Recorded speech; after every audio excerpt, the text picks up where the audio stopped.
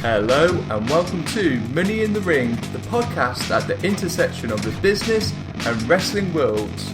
My name is Ian Silvera and this is episode 3. Right guys, it's update time. Let's go back to WWE 2K16. We talked yesterday how Terminator is going to feature in there. Arnold Schwarzenegger, a big megastar, is going to be in it. The trailer hit, and so far it's got more than 333,000 views on the YouTube.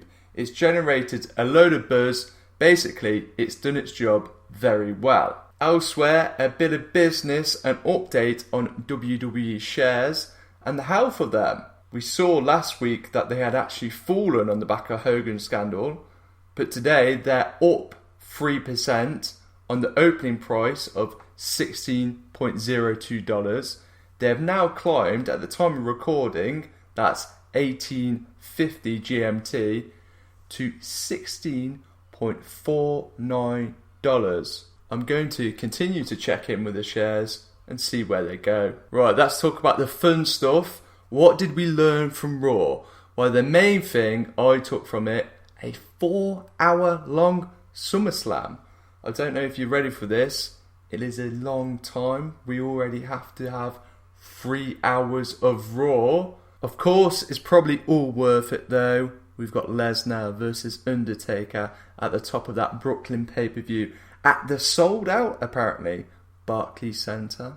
The event, if you got the network as well, is also going to have a 1-hour live SummerSlam kickoff show. So effectively, it's going to be 5 hours of wrestling. Basically, get the food in right off Sunday, the 23rd of August. The 4-hour slot means that SummerSlam is now the only other show to have the same length as WrestleMania, something that the WWE are boasting in their press release. It's going to be full of non-stop action, they say. Is that good? Probably for the casual fans. Others, if you're a bit more hardcore, you've got that 3 hours of Raw, SmackDown, Tough Enough, all the exclusive interviews on WWE YouTube and their website. And of course, on the network, you've got Corey Graves going to all these crazy places he needs to tell us about. You can watch another time on that system, on that player. But spoilers, dirt sheets, social media, you can't get away from them, even if you try to. And I think the WWE seem to be conflating quantity with quality. We know 4 hours, very long time. Are all those matches going to be 5 out of 5 stars? I don't think so. Anyway, I'd like to hear what you think. Where do you stand on this one? Are you a casual fan, probably quite happy about this? Or do you watch quite a bit of wrestling and are a bit annoyed at the long lengths that you have to go to watch all the matches? Get me on Twitter, Ian J. Silvera, or money.ring@yahoo.com. Elsewhere, Cena, he's broken his nose, an injury worthy of the rugby field. He managed to fight on and finish the match to pin Seth Rollins and defend his US Championship. It looks like further down the line, after SummerSlam, he's going to be taking on Rollins, if he's still got the belt, for the WWE Heavyweight Championship.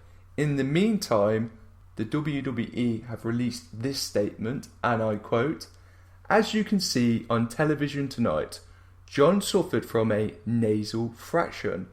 He's got quite a bit of a displacement, so we sent him over to the local emergency room so he can be evaluated by the ears, nose and throat doctor, who's on call tonight, and see what can be done to properly repair it." That's what they've got to say in the situation.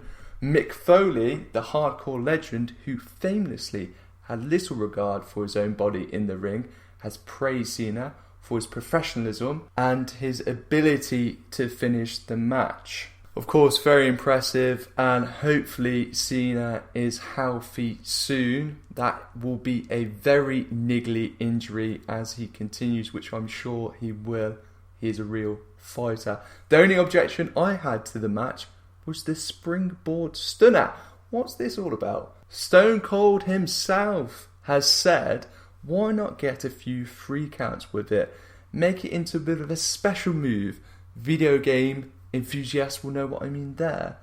It seems Cena has just added it to his resume for the sake of it. I mean, it looks alright, but what's the story behind it? What does it mean? Why is it there? I don't want to see John Cena do monkey flips, drop kicks and shooting star presses. Stop that stuff. Stick with the good stuff. So elsewhere we saw Dean Ambrose losing to Big Show on a count out. He's obviously not very happy about it. He's cut a very nice promo on the YouTube WWE where he said he's in the fight game because it's all about a bloody manly brawl and whiskey drinking. Lana has had a spat with Rusev by shoving Summer Rae's face in fish. Reminiscent of Monty Python, but less funny.